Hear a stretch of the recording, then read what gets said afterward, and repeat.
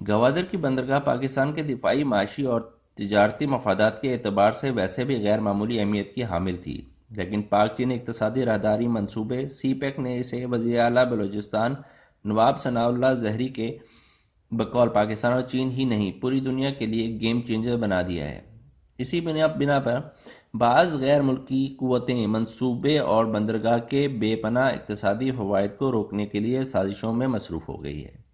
اس صورتحال کے پیش نظر سی پیک کے تحت گوادر پورٹ اور ملحقہ سمندری راستوں کے حفاظت کے لیے پاک بحریہ کی خصوصی ٹاسک فورس کی تشکیل ایک انقلابی فیصلہ ہے۔ یہ ٹاسک فورس بحری جہازوں، لڑاکا طیاروں اور ڈرونز پر مشتمل ہوگی، جو جدید ترین ہتھیاروں سے لیس ہوگی۔ ٹاسک فورس کے مدد کے لیے میرینز کی خصوصی دستے بھی تعینات ہوں گے اور بحری نگرانی کے لیے جدید آلات بھی شامل کیے گئے ہیں۔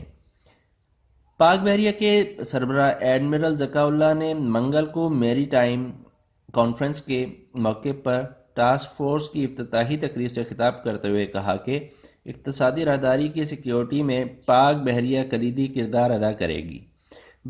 Chairman joint chief of staff general Zubair Mahmood Hayat نے کہا کہ سی پیک منصوبہ نہ صرف پاکستان بلکہ پورے خطے میں خوشحالی لائے گا۔ پاکستان نیوی سمندری حدود کی سیکیورٹی کو یقینی بنانے کے لیے تمام مطلوبہ اقدامات کر رہی ہے۔ جدید ترین گوادر پورٹ 2017 میں مکمل ہو جائے گی، جو سی پیک منصوبے میں بنیادی کردار ادا کرے گی، اور اس سے مجموعی طور پر دنیا کے 66 ممالک فائدہ اٹھائیں گے۔ پاکستان اور چین کی مسلح افواج پہلے ہی گوادر سے کاشغر تک اقتصادی راہداری کی حفاظت اپنے ذمہ لے چکی ہیں۔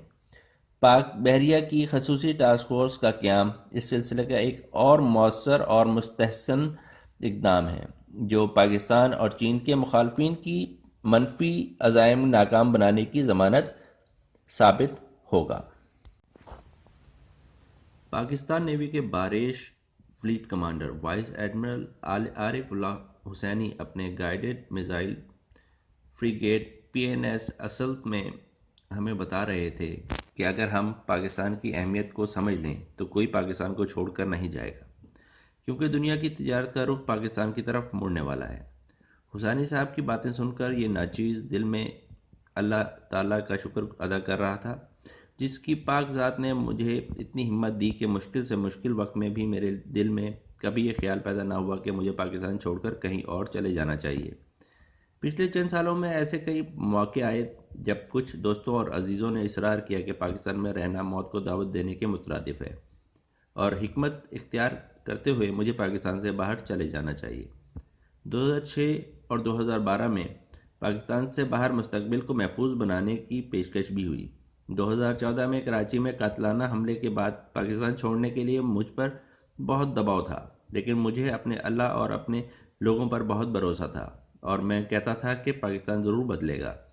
وائس ایڈمرل عارف اللہ حسینی کی سیدھی سادی باتوں میں کوئی سیاست تھی اور نہ ہی ذاتی مفاد تھا، بلکہ وہ اپنے سمندری تجربے کی روشنی میں پاکستان کی حالت میں تبدیلی کا اشارہ دے رہے تھے، لیکن ساتھ ہی ساتھ پاکستان کے دشمنوں کی سازشوں سے خبردار بھی کر رہے تھے۔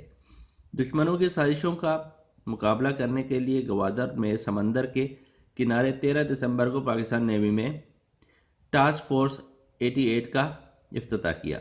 اس ٹاسک فورس کی افتتاحی تقریب میں پاکستان نیوی کی دعوت پر اس خاکسار کو بھی شرکت کرنے کا موقع ملا۔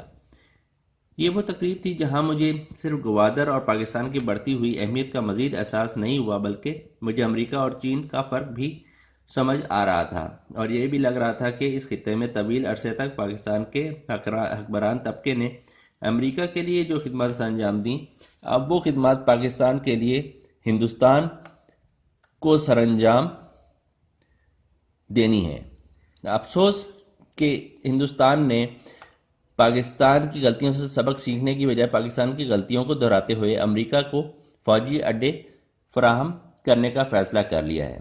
گوادر پورٹ چین پاکستان اقتصادی راہداری کی میری ٹائم سیکیورٹی کے لیے ٹاسک فورس 88 کی افتتاحی تقریب میں پاکستان نیوی کے سربراہ ایڈمرل ذکاء اللہ کی علاوہ chairman joint chief of staff general Zubair Hayat, army chief general Qamar Javed Bajwa, air chief Sohail Aman اور چینی حکمران کے اہم نمائندے بھی موجود تھے۔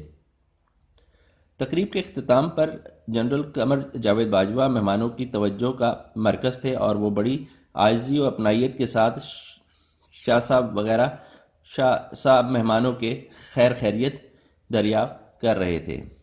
چین پاکستان اقتصادی راہداری کی حفاظت ایک بڑا چیلنج ہے، اور اس چیلنج کے مقابلے کے لیے تینوں مسلح افواج کی ہم آہنگی اس تقریب میں دیدنی تھی۔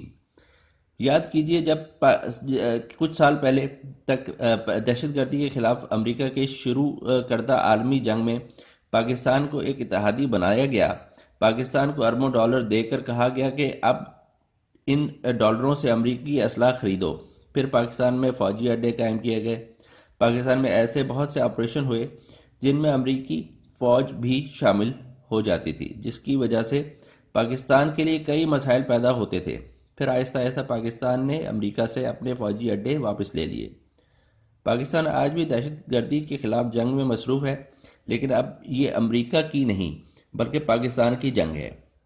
اب بھارت نے امریکہ کے جنگ لڑنی ہے، اس لیے امریکہ نے نئے فوجی اڈے بھارت میں بنیں گے۔ گوادر میں ٹاسک فورس 88 کے افتتاحی تقریب میں مجھے امریکہ چین کا سب سے بڑا فرق یہ نظر آیا کہ امریکہ ایک فوجی طاقت ہے، چین اقتصادی طاقت بن رہا ہے۔ امریکہ نے دنیا میں سینکڑوں فوجی اڈے بنا رکھے ہیں۔ چین اپنے ملک سے باہر فوجی اڈے نہیں بناتا۔ چین اپنے اتحادیوں کی فوج کو مضبوط بناتا ہے تاکہ اس کے اتحادی اپنے ساتھ ساتھ چین کے مفادات کا تحفظ کریں۔ ہم چین کے ساتھ مل کر ٹینک، توپیں، جنگی طیارے اور بحری جہاز تو بنا رہے ہیں، لیکن ٹاسک فورس 88 کی افتتاحی تقریب میں مجھے چین کے فوجی نظر نہیں آئے۔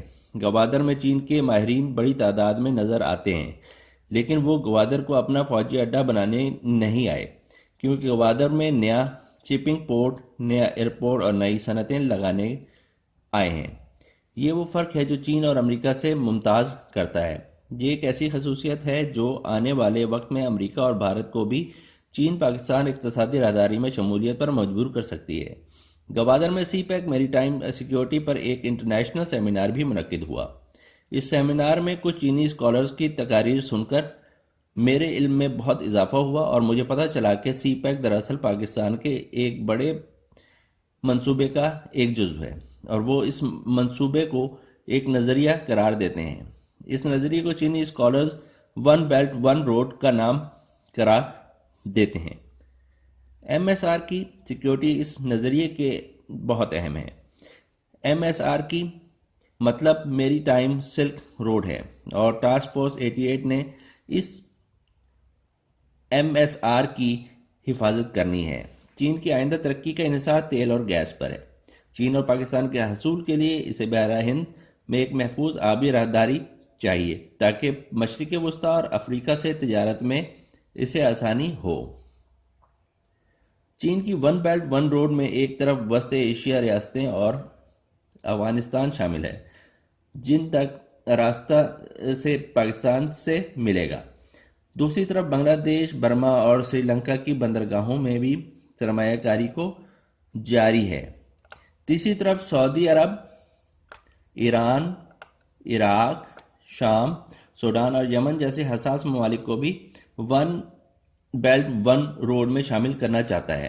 چین کی مدد سے پاکستان، افغانستان، ایران، عراق، شام، سوڈان اور یمن ایک دوسرے کے قریب آ جائیں اور اپنے اقتصادی حالات بہتر بنائیں تو یہ ہم سب کو خوش قسمتی سے ملے گا، لیکن یہ سب پہلے ہمیں بلوچستان اور گوادر کے حالات بدلنے ہوں گے۔ گوادر میں 2 دن قیام کے دوران corps commander Quetta lieutenant general Amir Riaz سے بلوچستان کے حالات پر تفصیلی گفتگو ہوئی۔ وہ بلوچستان کے لیے ہر قسم کی قربانی کا جذبہ رکھتے ہیں اور بلوچوں کے بڑے اچھے وکیل بن چکے ہیں۔ ان کی گفتگو نے مجھے حوصلہ دیا اور میں وفاقی وزیر برائے پورٹس اینڈ شپنگ میر حاصل بزنجو کو گوادر کے مچھیروں کے پاس لے گیا۔